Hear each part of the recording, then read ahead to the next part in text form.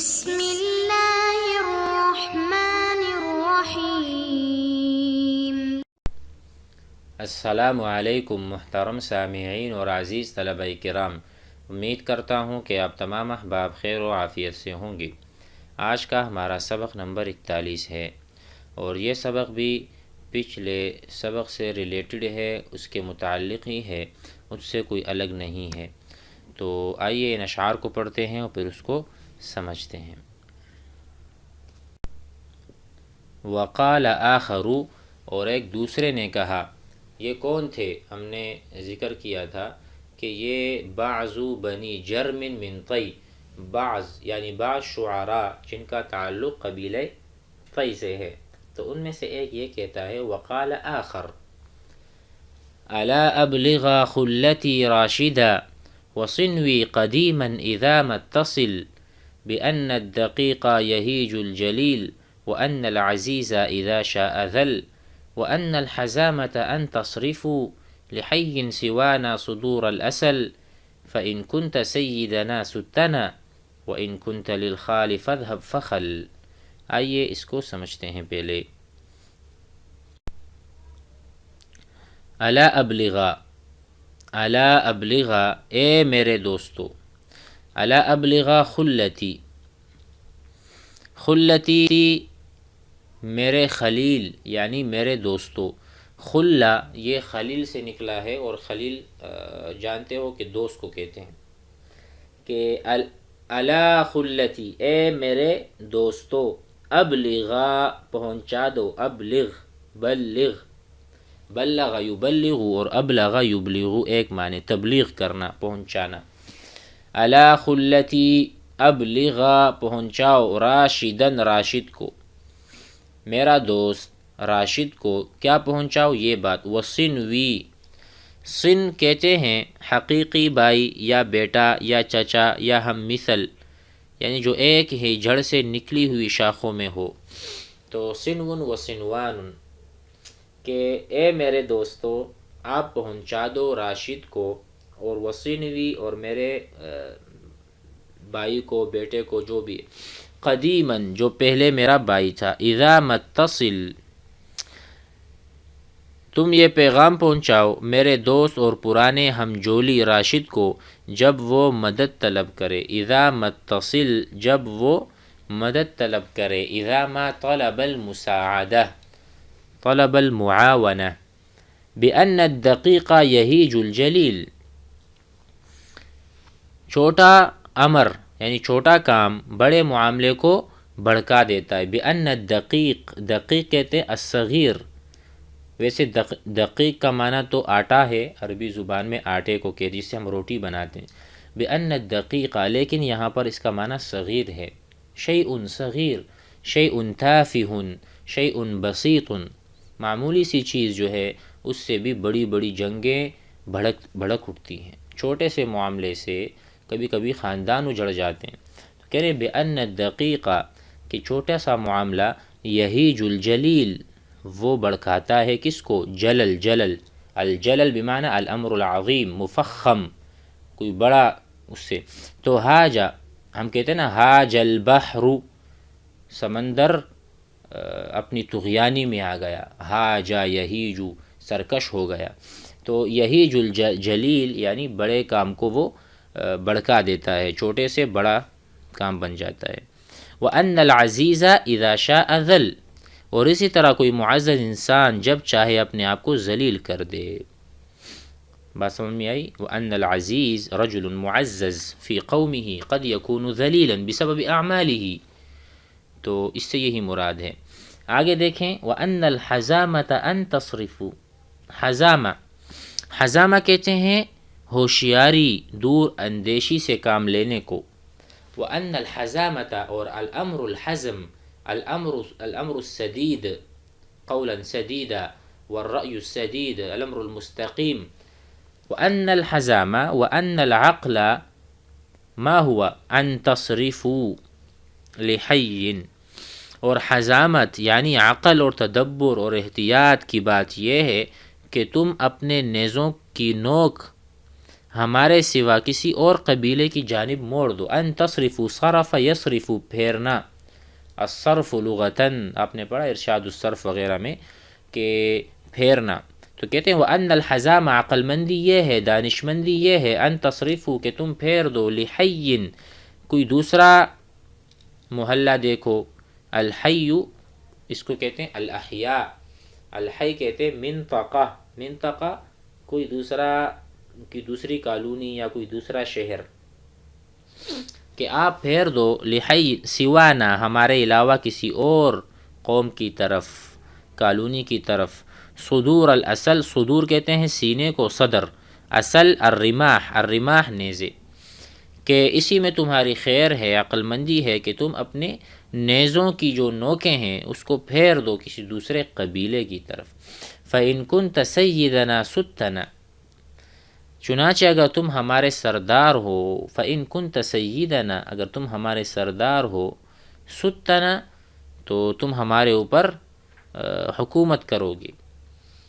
ٹھیک ہے، اگر تم ہمارے سردار ہو تو سرداری کرو یعنی خدمت کرو. وَإِن كُنْتَ لِلْخَالِ، اگر تم تکبر اور خیلاء یعنی اپنے آپ کو بڑا سمجھتے ہو اور اسی لیے سرداری کر رہے ہو کہ لوگ مجھے بڑا کہیں، تو کیا کرو. فَذْهَبْ تو چلے جاؤ. فخل یہاں خل کا معنی ہے کہ غرور، اگر تمہارے میں غرور ہے تو تکبر کرنا ہے تو کرتے رہو، ہمیں اس سے کوئی سروکار نہیں. یعنی اگر تکبر کے لیے سردار بنتے ہو تو دفع ہو کر جو چاہو تکبر کرو. فَذْهَبْ دفع ہو جاؤ، فخل کرو تکبر، خیلاء.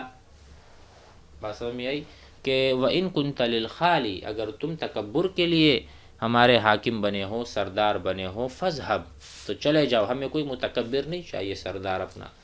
فخل اور جو پھر کرنا ہے کرتے رہو. لیکن یہاں پر جو مراد ہے نا خادم القوم، اگر آپ ہمارے سید ہیں، ستنا تو کریں ہماری خدمت، یہ مراد ہے کہ سردار خادم ہی ہوا کرتا ہے.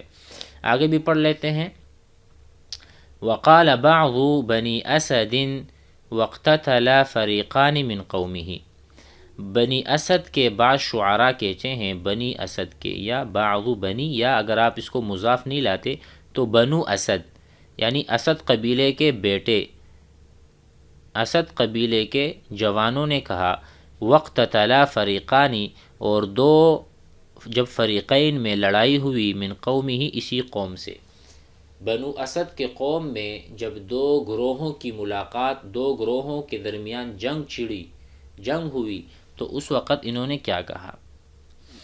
کلانا اخوینا ان یرع یدعو قومہ، کلا اخوینا، کلا اخوینا ان یرع یدعو قومہ ذوی جامل دثر وجیش عرمرمی.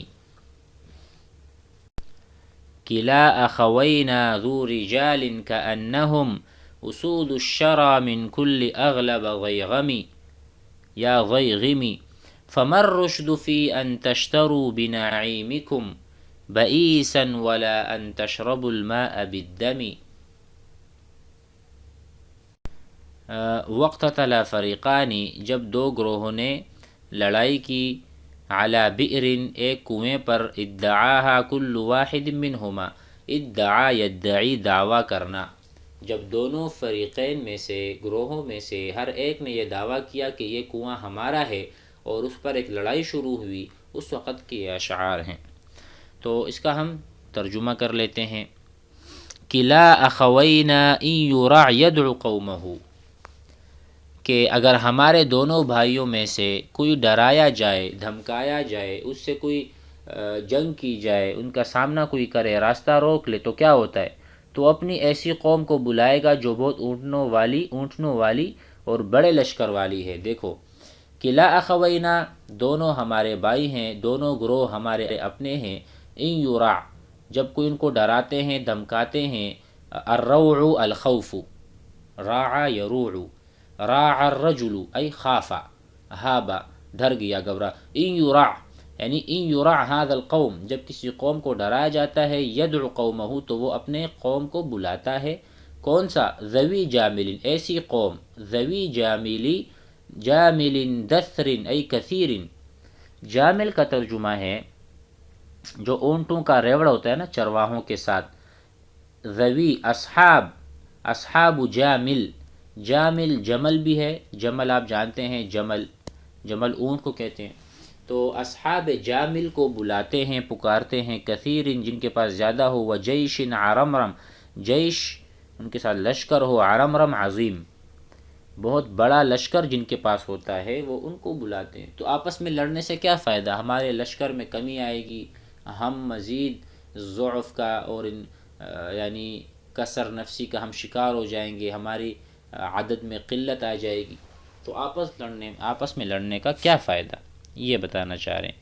آگے دیکھیں، اب اس شعر میں بتا رہے ہیں کہ لا اخوینا، دونوں ہمارے بھائی ہیں، دونوں ایک دوسرے کے بھائی ہیں، ایک قوم سے ان کا تعلق ہے، بنو اسد سے، ذو رجال، یہ ایسے لوگ ہیں، کأنہم، گویا کہ اسود الشرا، شرا جنگل کے شیر جیسے، شرا ایک جنگل کا نام ہے، شرا جنگل میں جس طرح کے بہادر شیر ہیں، کلا اخوینا ذو رجال کأنہم اسود الشرا، گویا کہ وہ شرا جنگل کے کیا ہیں؟ شیر ہیں، اتنے طاقتور بہادر ہیں، من کل اغلب ضیغمی، تو کہتے ہیں کہ مضبوط گردن والے اور سخت کاٹنے والے، اغلب موٹی گردن والے کو کہتے ہیں اغلب، من کل اغلب موٹی گردن والے ہیں، ضیغم کہتے ہیں شیر کاٹنے والا، ایسا شیر جو کاٹتا ہو اس کو کہتے ہیں ضیغم یا ضیغم۔ تو ایسے یہ بہادر ہیں، آپس میں کیوں لڑ رہے ہیں؟ کیا وجہ ہے؟ فمر رشد فی ان تشتروا بنعیمکم، یہ کوئی عقل کی بات نہیں، یہ کوئی رشد کی بات نہیں، یہ کوئی عقل کی بات نہیں، فمر رشد، یہ کون سی دانش مندی ہے؟ فی ان تشتروا، کہ تم اختیار کرو یا تم اپنے لیے چنو مصیبت کو نعمت کے بدلے میں، ان تشتروا بنعیمکم، ان تشتروا بخیرکم الشر، تم خیر کے بدلے میں شر کیوں خرید رہے ہو؟ یہ کون سی عقل مندی کی بات ہے؟ اشترا یشتری خریدنا، بنعیمکم براحتکم بامنکم بخیرکم الشر، بئیسن، بئیس کا جو ترجمہ ہے وہ ہے سخت حاجت، سخت عذاب، سخت یعنی حاجت مند، جب انسان زیادہ حاجت مند ہو تو کہتے ہیں وہ بئیس ہے یا باعث ہے، تو ایسی حالت کیوں اختیار کرنا چاہتے ہو؟ ولا ان تشربوا الماء بالدم، اور کیوں تم یہ پینا چاہتے ہو کہ دوسرے کا خون بہا کر اس کے عوض پانی پینا، خون بہاتے ہو اور پانی پینے کے لیے دوڑ پڑتے ہو، تو کون سا یعنی اہم ہے؟ تو کہہ رہے ہیں اور نہ یہ کوئی دانش مندی ہے کہ تم خون کے عوض پانی پیو، یعنی چین اور سکون کی زندگی جو کہ نعمت ہے اس کو چھوڑ کر جنگ میں مبتلا ہو رہے ہو، کون سی عقل مندی ہے؟ اور ایک دوسرے کا خون بہا کر اس کے عوض پانی پینا یا خون ریزی کر کے پانی پینا کوئی دانش مندی نہیں ہے، لہٰذا آپس میں جنگ و جدل یا خانہ جنگی یا اپنے قوم میں تفرقہ بازی یا ایک دوسرے کے ساتھ لڑنا جھگڑنا یہ کوئی عقل مندی کی بات، لہٰذا باز آ جاؤ۔ امید ہے یہ اشعار بھی آپ حضرات سمجھ گئے ہوں گے۔ والسلام علیکم ورحمۃ اللہ۔